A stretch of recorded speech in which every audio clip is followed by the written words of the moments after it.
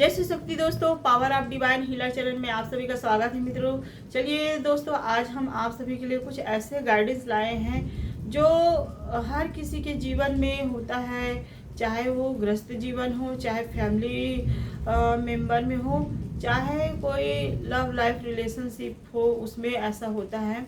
तो अगर किसी के जीवन में इस तरह की घटना होता है, जैसे कि किसी के द्वारा कुछ किए जाना, जैसे कि तंत्र बाधा या जादू टोना करके किसी को अलग कर देना, या फिर गुप्त शत्रुओं के द्वारा उसको उसके घर के जो प्रॉब्लम है, या फिर उनको सामने वाले को किसी की तरक्की ग्रोथ या फिर किसी तरह की ग्रोथ भी नहीं देख सकता, तो वो व्यक्ति क्या सही करता है उन लोगों के लिए?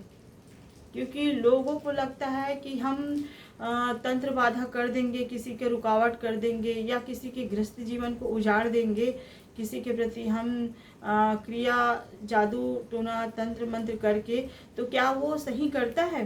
तो ऐसा नहीं है मित्रों, वो सही नहीं करता है। वो अपने कर्मों को और आगे बढ़ाता है। उनको लगता है कि हम ऐसा करेंगे तो इनके जीवन में आफत आएगा, ये इनका ग्रस्त जीवन उजड़ जाएगा, ये कभी तरक्की नहीं कर पाएंगे, इनका ग्रोथ नहीं बढ़ पाएगा। ऐसा सोच के दुश्मनी भावना से लोग ऐसा करते हैं, लेकिन मैं कहती हूँ लोगों को ऐसा नहीं करना चाहिए। वो अपने कर्मों को क्रिएट करते हैं, उनको नहीं पता है कि ऐसा सब करने से उनके जीवन में रिपीट होकर बुरे से बुरे कर्म बनता है।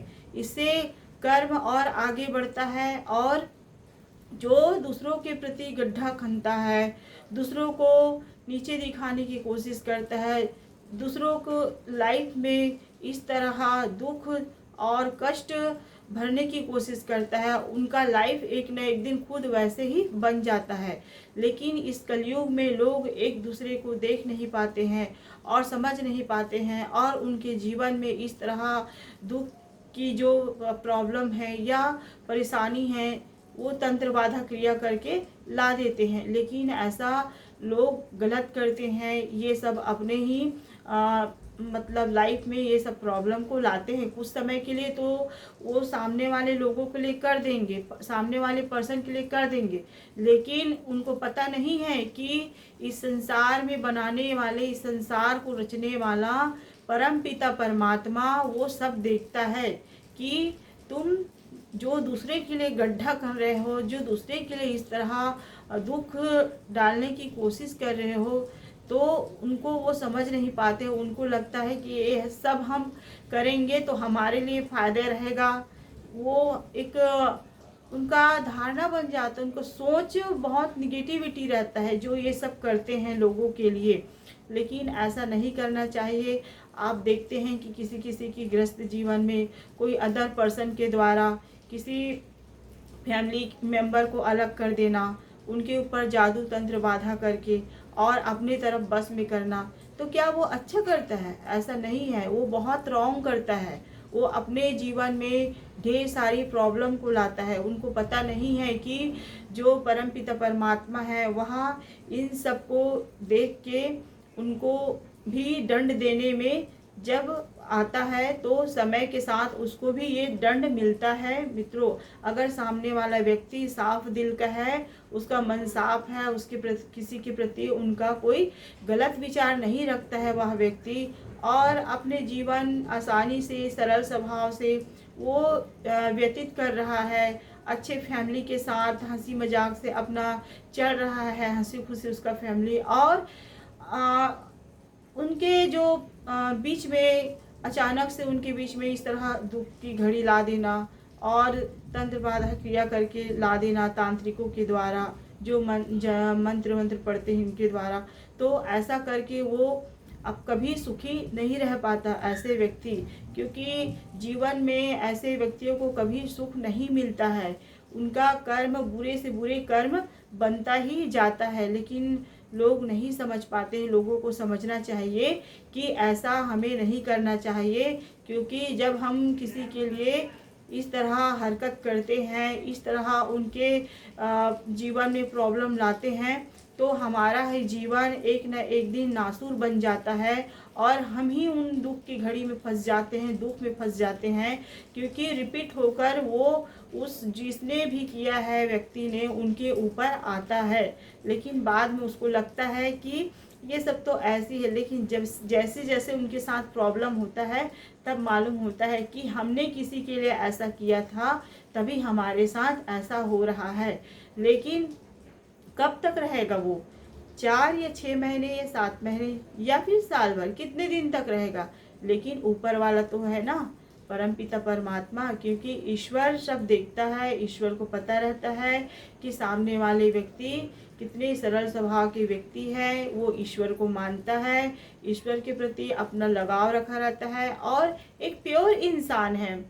प्योर इंसान के साथ साथ सबके प्रति दया रखना, करुणा रखना और अपने विचार को सदैव पॉजिटिविटी रखना।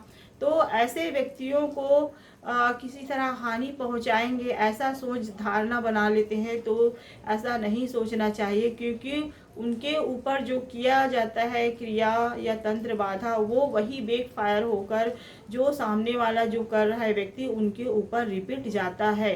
लेकिन लोगों को समझना चाहिए कि ऐसा करने से बहुत जो अधिक से ज़्यादा कर्म बनता है और यही कर्म हमारे लिए बहुत बड़ी क्रिएट करके एक कर्म बन जाता है। और कर्म का फलदाता शनिदेव है। शनिदेव तो किसी को नहीं छोड़ता है।